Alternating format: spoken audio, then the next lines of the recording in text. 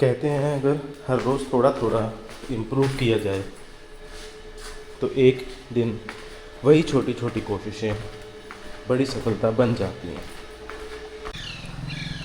मैं अभी अपनी पीएचडी की जर्नी पर हूँ। रिसर्च, एक्सपेरिमेंट्स एंड फेलियर, यही इस सफ़र का हिस्सा है।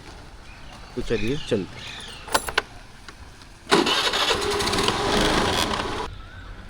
लेकिन मैंने सोचा कि इस जर्नी को सिर्फ अपने तक ही क्यों रखा जाए, क्यों ना इसे आप सबके साथ शेयर किया जाए, ताकि हम सब साथ ही सीखें और साथ ही ग्रो करें। इस चैनल पर मैं आपको बताऊंगा कि कैसे PhD life, daily life, research tips और नॉलेज को हम कैसे कैसे 1% बढ़ा सकते हैं कंसिस्टेंसी के थ्रू। अगर आप भी सीखना चाहते हैं, ग्रो करना चाहते हैं, तो आप मेरे साथ जुड़ सकते हैं।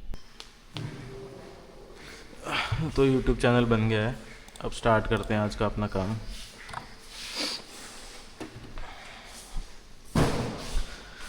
अभी तो क्या करना है, सबसे पहले तो मशीन स्टार्ट कर दी थी मैंने, पर फिर भी चेक कर लेते हैं एक बार मशीन कैसा चल रहा है। कैमरा चालू हो गया भाई। तो रटिंग मशीन को स्टार्ट करना है, स्टार्ट करके देख लेते हैं कैसा रहता है। अभी 46 डिग्री टेम्परेचर पहुंच गया है।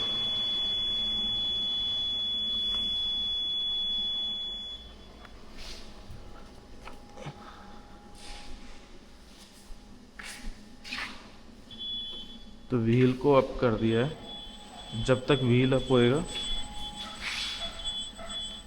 सैंपल प्री कंडीशनिंग स्टार्ट कर देते हैं। तो अभी जैसे आप देख रहे हैं कैलकुलेशन स्टार्ट कर दी है।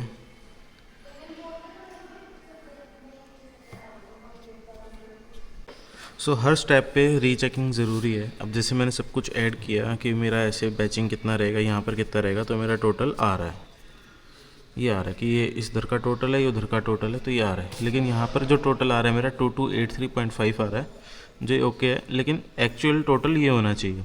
तो जब मैंने अपना एक्सेल देखा तो यहाँ पर मेरे कुछ फॉर्मूले में प्रॉब्लम थी, तो लेकिन अब ये एक्यूरेट हो गया है, जैसे कि आप देख रहे हैं यहाँ पे।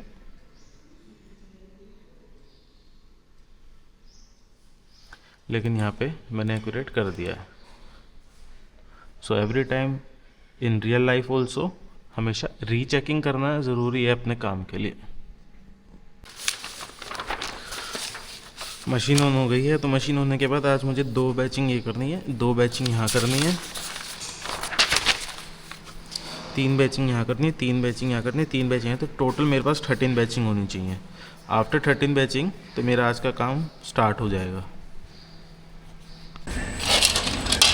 तो जो मैं आपको बता रहा था कि सबसे पहले मैं बैचिंग करनी है, तो वो जैसे मैं कर रहा हूँ, वेट जो मेरे पास दिया हुआ है उसके अकॉर्डिंग ही मैं ये सब कर रहा हूँ।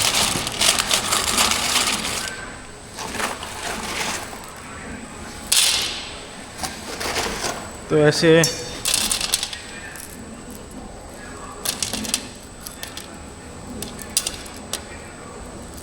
बैचिंग करके रखनी पड़ती है सबसे पहले ओवन के अंदर, उसके बाद ही हम नेक्स्ट प्रोसीजर पे पहुंच पाते हैं।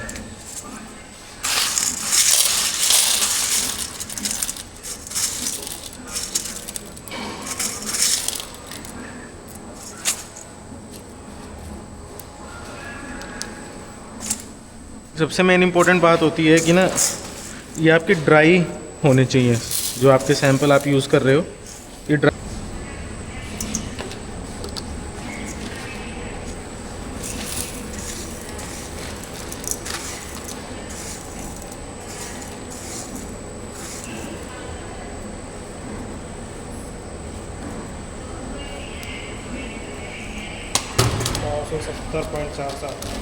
ये इसका, हाँ, इसके अंदर अब 970.44 डलेगा।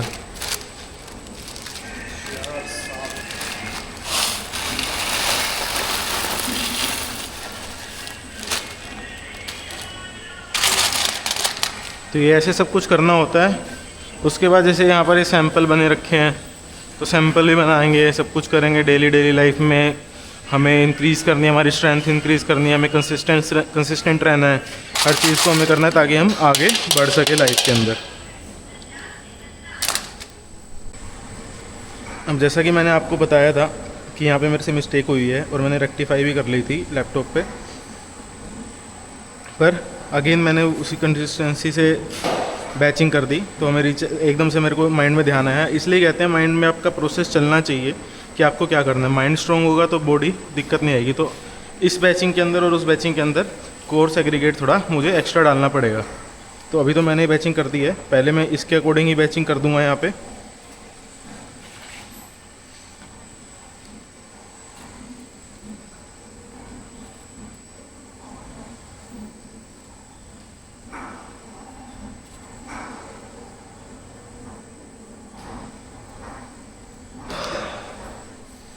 फिर मैं एक्स्ट्रा यहाँ पर मैंने कैलकुलेट कर लिया है, वो कोर्स एग्रीगेट डाल दूंगा और मेरा काम कंप्लीट हो जाएगा। रिसर्च करने के बाद तो आज कुछ अनहेल्दी खाने का मन हुआ। वैसे तो हेल्दी खाता हूँ, तो चीट डाइट है, तो पहले व्लॉग में ही मैंने चीट कर दिया है। तो जो सच है वही मैं आपको दिखाऊंगा, क्योंकि कंसिस्टेंसी ज़रूरी है, आपका मन लगना ज़रूरी है काम के अंदर। तो उसके लिए आप जो करना चाहे वो कर सकते हैं। तो चीट मील भी आप कर सकते हैं। मैटर फिनिश हो चुका है, बस इसके ऊपर लड़ाई चल रही है कि कौन पहले उठाएगा। Actually what is PhD? PhD यही है, आपको लॉन्ग लास्टिंग हार्ड वर्क करना पड़ता है, आपको हर चीज़ का ध्यान रखना पड़ता है। रिजल्ट्स फेल भी होते हैं। अब जैसे आप वो देख रहे हैं पीछे सैंपल, वो फेल सैंपल है, तो मैं नेक्स्ट सैंपल बना रहा हूँ। मेन प्रोसेस क्या है? माइंड का। अगर माइंड को आपने प्रोसेस कर लिया कि नेक्स्ट टाइम और बेटर होगा, उससे नेक्स्ट टाइम और बेटर होगा, तो आप पीएचडी कर सकते हैं। जिसका माइंड पे फोकस नहीं है उसके लिए पीएचडी थोड़ी टफ रह सकती है। बिकॉज़ ऐसा नहीं है कि आपने जो सोचा वो प्रोसेस होगा, रिज़ल्ट आएंगे, आप उसको एज अ रिसर्च पेपर लिख पाएंगे, ऐसा पॉसिबल नहीं होता।